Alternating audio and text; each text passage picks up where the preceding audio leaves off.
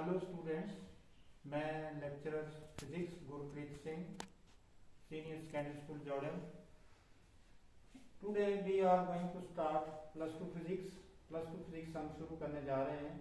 जैसे कि आप लोगों की जिन स्टूडेंट्स की एडमिशन हो चुकी है वो अपनी स्टडी ऑनलाइन करेंगे जब तक कोरोना फैला हुआ है और जब तक कि सरकार के नेक्स्ट ऑर्डर नहीं आ जाते हैं। तो हम लोग प्रोसीड करते हैं। हमारा पहला यूनिट है इलेक्ट्रोस्टैटिक्स। इलेक्ट्रोस्टैटिक्स, इसमें 5 आपके चैप्टर होंगे।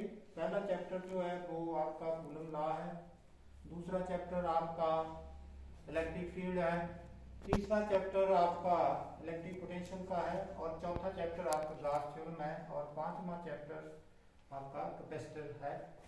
इस ढंग से आपका ये इलेक्ट्रोस्टैटिक्स कवर होगा, जो कि एग्जाम में 8-9 नंबर्स का ये यूनिट है। तो तकरीबन 8 नंबर का इस इलेक्ट्रोस्टैटिक्स चैप्टर से यूनिट से आता है और इसमें 5 चैप्टर हैं। हम पहले इलेक्ट्रोस्टैटिक्स जो यूनिट है, पहले इलेक्ट्रोस्टैटिक्स का हमें पता होना चाहिए कि इलेक्ट्रोस्टैटिक्स है क्या।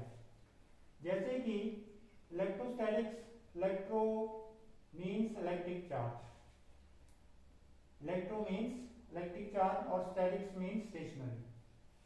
तो इलेक्ट्रोस्टैटिक्स हुई इलेक्ट्रिक चार्ज और स्टेशनरी। कहने का मतलब है कि ऐसी ब्रांच है फिजिक्स की जो इलेक्ट्रिक चार्ज से डील करती है जब चार्ज स्टेशनरी होता है। तो electrostatics is the branch of physics which deals with the study of the electric charge when the charge is at rest। तो हमने लिखा हुआ है यहाँ पे electrostatics the branch of physics which deals with the study of electric charge when it is at rest। अब इसका उल्टा जो है, अगर चार्ज मोशन में हो जाए तो कौन सी फिजिक्स आएगी? अगर चार्ज मोशन में हो जाए तो इलेक्ट्रोडायनामिक्स आएगी। डायनामिक्स का मतलब हुआ कि मोशन। तो यहां पर आप देख रहे हैं the branch of physics which deals with the study of electric charge when charge is in motion। अब बात आती है कि इलेक्ट्रिक चार्ज क्या है। आपने एटम के बारे में 9th क्लास में पढ़ा हुआ है। एटम जो होता है उसके अंदर न्यूक्लियस होता है और न्यूक्लियस के चारों ओर शेल होते हैं। न्यूक्लियस के अंदर न्यूट्रॉन और प्रोटॉन होते हैं और ये जो शेल हैं इनमें इलेक्ट्रॉन घूम रहे होते हैं। तो पहले शेल में 2 इलेक्ट्रॉन होते हैं, दूसरे शेल में 8। इस ढंग से आगे कैरी करते जाते हैं।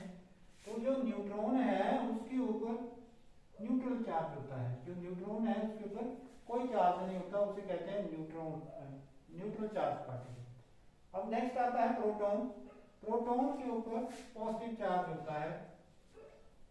प्रोटॉन के ऊपर क्या होता है? पॉजिटिव चार्ज होता है। और इलेक्ट्रॉन के ऊपर नेगेटिव चार्ज होता है। तो ये प्रोटॉन और इलेक्ट्रॉन दोनों ही चार्ज इनके ऊपर होता है। अब ये चार्ज है क्या? चार्ज के कारण ही ये एक दूसरे के ऊपर फोर्स एक्सपीरियंस करते हैं। न्यूक्लियस के अंदर न्यूट्रॉन और प्रोटॉन है। Proton means nucleus has only a positive charge. Proton का मतलब पॉजिटिव चार्ज और इलेक्ट्रॉन का मतलब नेगेटिव चार्ज। तो this is the intrinsic property of the matter या body due to which it attracts और रिपेल अदर बॉडी, जिसके कारण ये दूसरी बॉडी को या क्या करेगी? अट्रैक्ट करेगी या रिपेल करेगी। तो but is electric charge, electric charge is the additional property किसकी होगी? मैटर की, जिसके कारण ये किसी दूसरे के ऊपर फोर्स एक्सपीरियंस करेगा। तो इलेक्ट्रिक चार्ज क्या हुआ? Electric charge is the electric charge, it is the additional property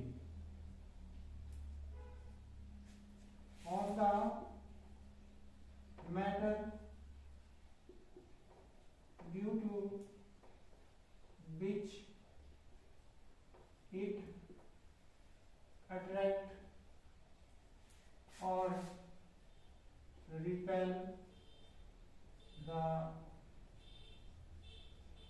other body, जिसके कारण ये किसी दूसरे को या तो अट्रैक्ट करेगा या रिपेल करेगा। जैसे अभी न्यूक्लियस है, न्यूक्लियस के ऊपर पॉजिटिव चार्ज है, पॉजिटिव चार्ज जो है वो इलेक्ट्रॉन को क्या कर रहा है, अट्रैक्ट कर रहा है। अगर यही पॉजिटिव चार्ज अंदर दो इलेक्ट्रॉन है तो एक दूसरे को क्या करेंगे, रिपेल करेंगे, और इलेक्ट्रॉन एक दूसरे को क्या करेंगे, रिपेल करेंगे। तो इसका मतलब क्या हुआ कि like charges repel each other and unlike charges attract each other. तो लाइक चार्जेस जो है वो एक दूसरे को अट्रैक्ट करेंगे और अनलाइक चार्जेस जो है वो एक दूसरे को रिपेल करेंगे। और आपने याद रखना है कि value charge is unit of charge is coulomb. Coulomb scientist का नाम है। और जैसे हम लेंथ को मीटर में मापते हैं वैसे ही चार्ज को हम कूलम में मापते हैं, सी में मापते हैं। तो आज के लिए इतना ही है। कल से हम लोग इसको, परसों से हम इसको कंटिन्यू रखेंगे। Thank you.